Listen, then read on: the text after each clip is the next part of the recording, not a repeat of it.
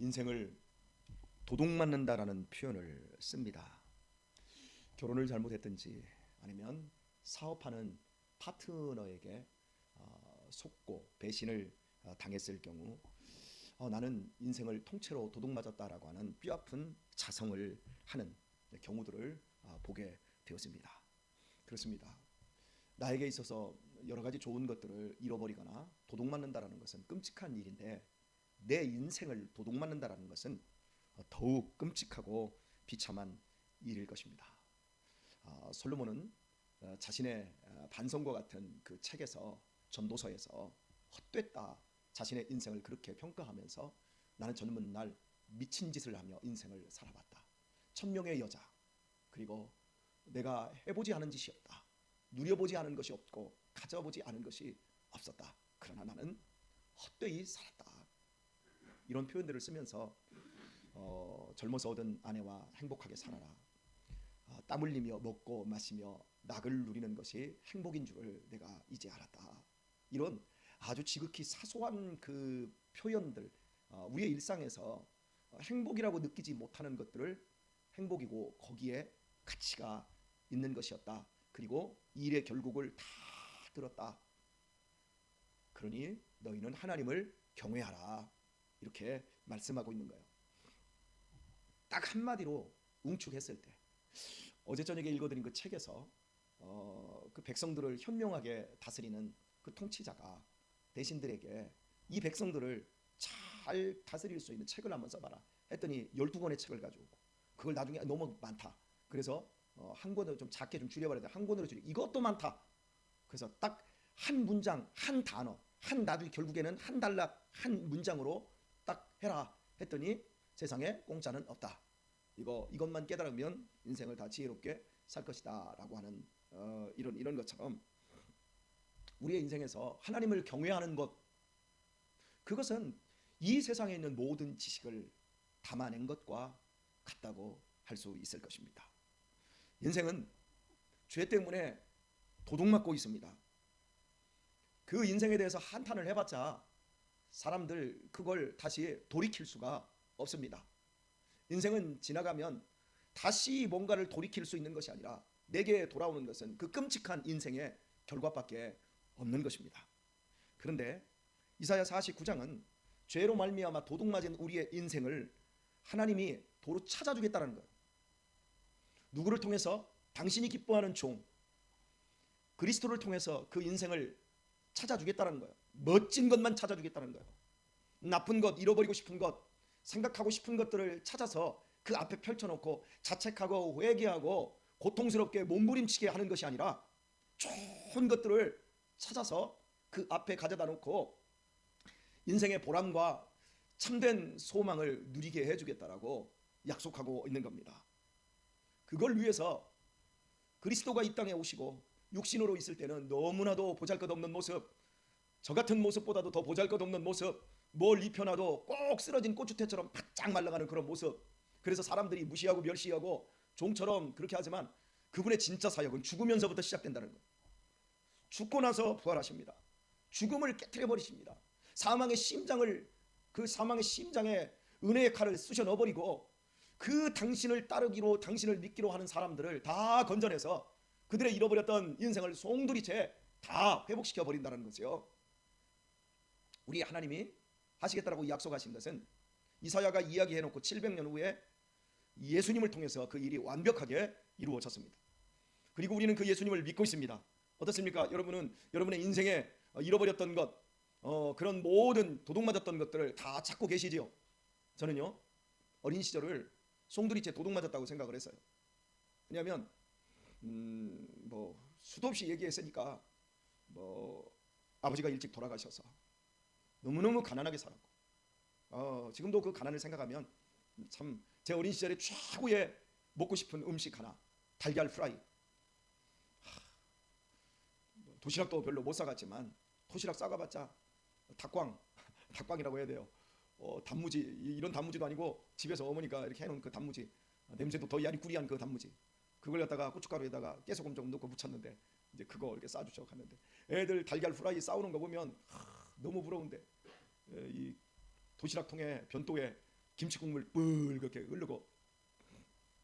여하튼간에 새아버지로 인해서 인생의 큰 교훈을 배우게 되었고, 어린 시절을 고되게 이렇게 지나면서 제가 방황기를 거치지 않았습니까? 청소년기 시절 일찍 철이 들어서 어른이 되겠다고 중학교 3학년 때부터 담배 피기 시작하고 온갖 나쁜 짓 다 하면서 인생을 다 도둑맞은 거예요. 그런데요, 예수님이 저 불러주시고 나서 지금 살아오면서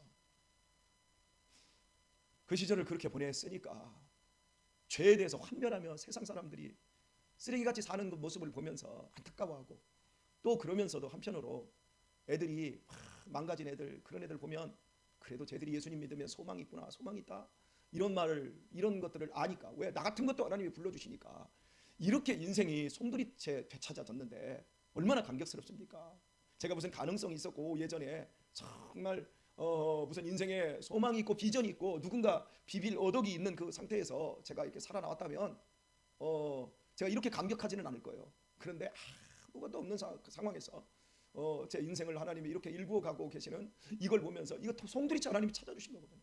어머니가, 아버지가 새아버지를 그렇게 맨날 욕하고 두들겨 패는 그 모습을 보면서 나 저렇게 안 살아야지, 저렇게 안 살아야지. 그래서 제 아내에게 한마디 그런 거 안 하고 지금까지 살뜰히 아내를 보다듬으면서 이게 살아올 수 있었던 그 모든 것들이, 그래서 3인행이면 필요와사라고 하는 공자가 세 사람이 길을 갈 때 한 사람은 너고, 한 사람은 너보다 못난 거고, 한 사람은 너보다 잘난 건데, 잘난 사람한테는 잘난 거 배우고 못난 사람한테는 못난 거 배우면서 필요와사, 반드시 스승이 있다, 배우면 된다. 그런 것처럼 제가 살아와 보면서 우리 하나님을 만나지 않았다면, 하나님을 경외하지 않았다면 내 삶을 예전에 나는 어려서 그래서 나는 내 인생이 지금 이렇게밖에 못 사는 거야, 나 술 먹는 것도 인생을 비관하는 것도 아마 다 거기에 합리화시키면서 정말 인생 쓰레기처럼 살지 않았을까 싶어요. 우리 하나님을 믿는다라고 하는 거 얼마나 감격스러운 건지, 우리 여기 계신 우리 성도님들 한 사람 한 사람이 그런 은혜 가운데 지금 살고 있다고 저는 믿습니다. 제가 지금 성회선구사 그 사장님이신 임선재 장로님 책을 제가 지난 2주 전에 설교 들어갔을 때 책을 받았는데, 그 책을 지금 한 20페이지 남았나요? 틈틈이 그냥 읽고 있으니까, 다른 책들을 많이 읽다 보니까요, 읽으면서 은혜를 엄청 받았어요. 아산 땅에서 성경 한 권 가방에다 넣고 톱하고 망치 딱 가지고 그 올라오셔서, 그 집도 없는데 막 그 판자 쳐놓고 거기서 이렇게 잠을 주무시고, 서울 봉천동 교회 앞마당에 조그맣게 그냥 이렇게 일하는 거 차려놓아서, 그게 세계에서 제일 큰 성회 선구사의 출발점이더라고요. 그러면서 그 믿음으로 하나님을 경외하고 교회를 교회에 섬기고, 어제 그저께도 제가 통화를 했는데, 목사님 그렇게 말씀하시면 제가 순종하세요. 막 순종이라는 말을 엄청 쓰시는 거예요. 그 장로님이 제 아버지 딸이에요.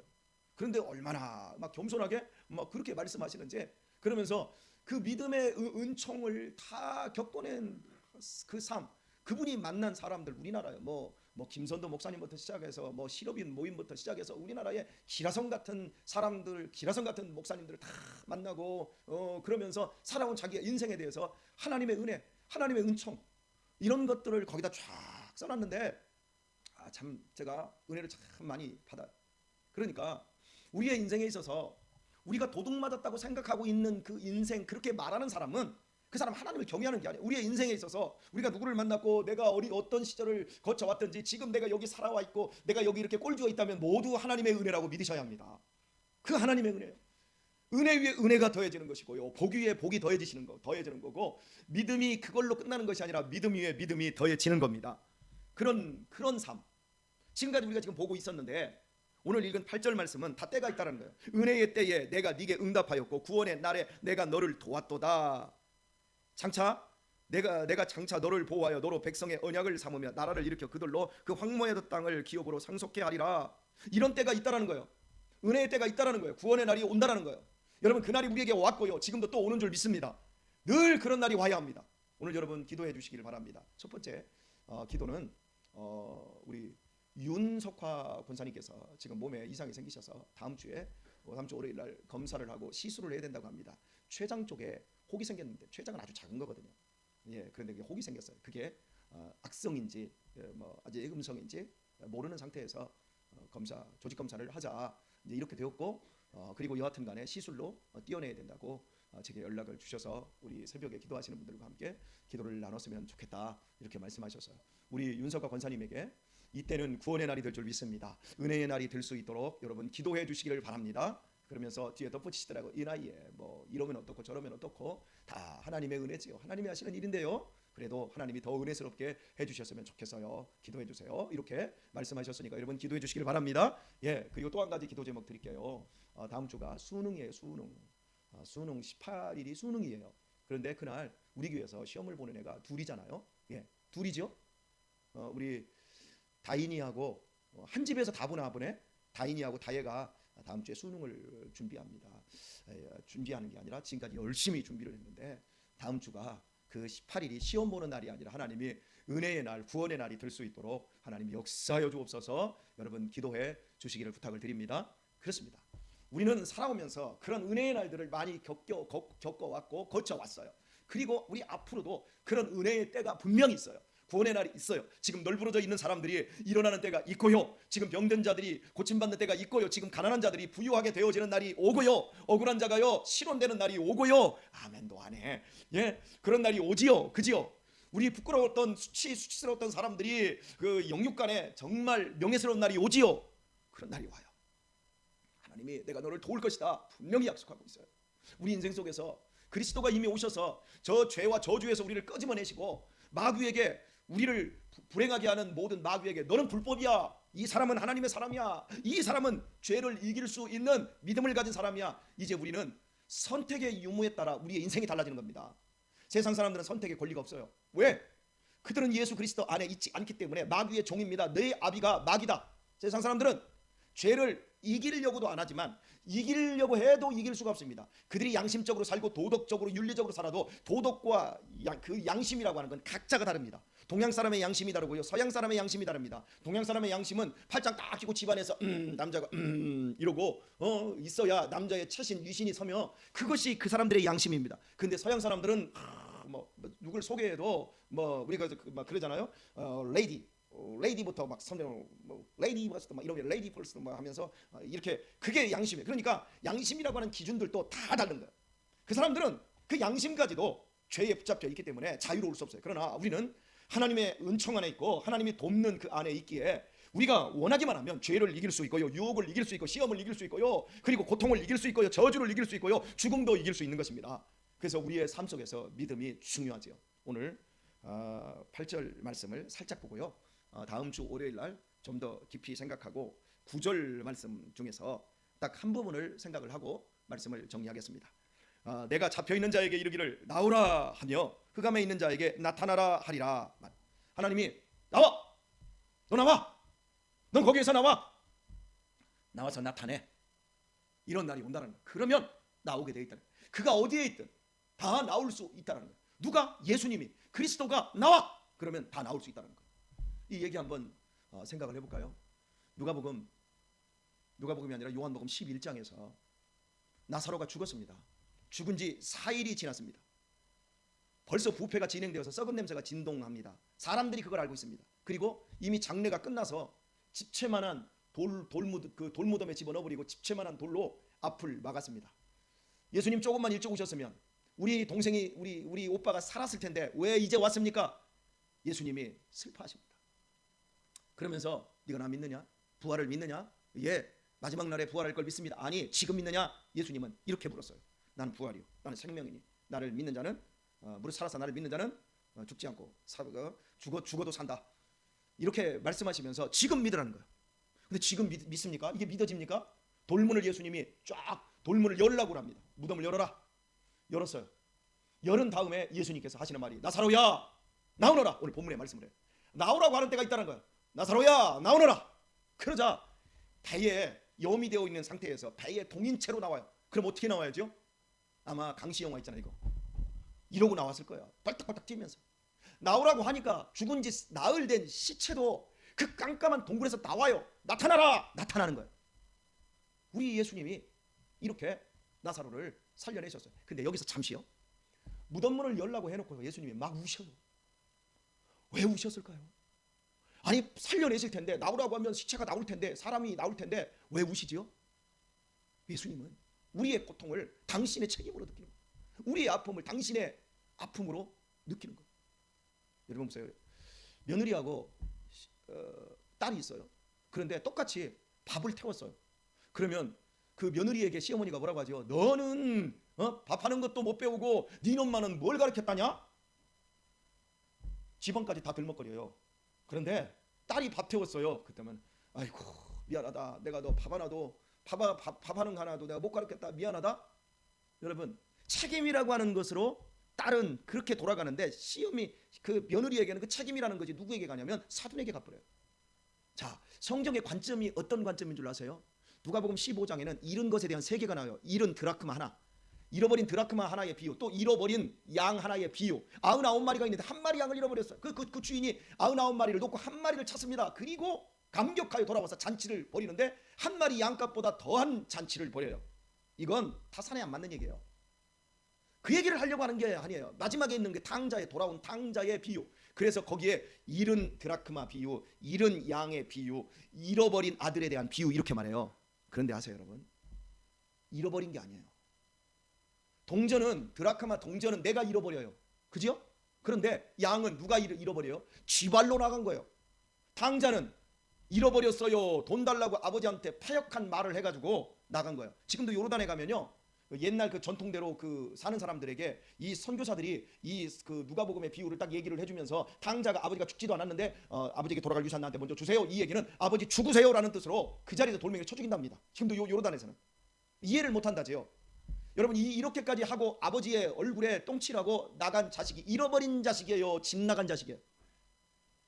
집에서 쫓겨난 자식이에요. 지발로 폐역하게 해서 걸어 도망 나간 자식이에요. 도망 나간 자식이에요. 그런데 보세요 여러분, 그 자식을 기다리는 아버지를 보세요.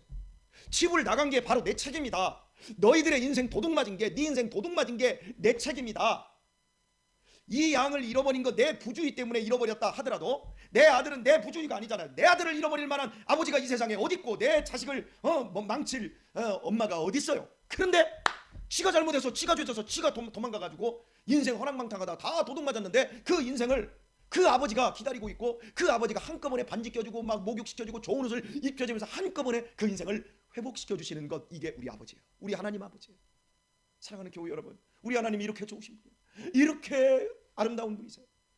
여러분의 남은 생에 우리의 인생에 있는 그 모든 고통과 아픔 속에서 잃어버린다고 생각하지 마시고 하나님이 책임지시고 계시고 하나님이 신원하여 주시고 하나님이 복되게 해주실 은혜의 때가 구원의 날이 분명히 있다는 사실을 기억하며 오늘의 어려움과 아픔과 눈물을 삼키며 오늘도 기쁨과 감사로 승리하시기를 우리 주 예수님의 이름으로 축원드립니다.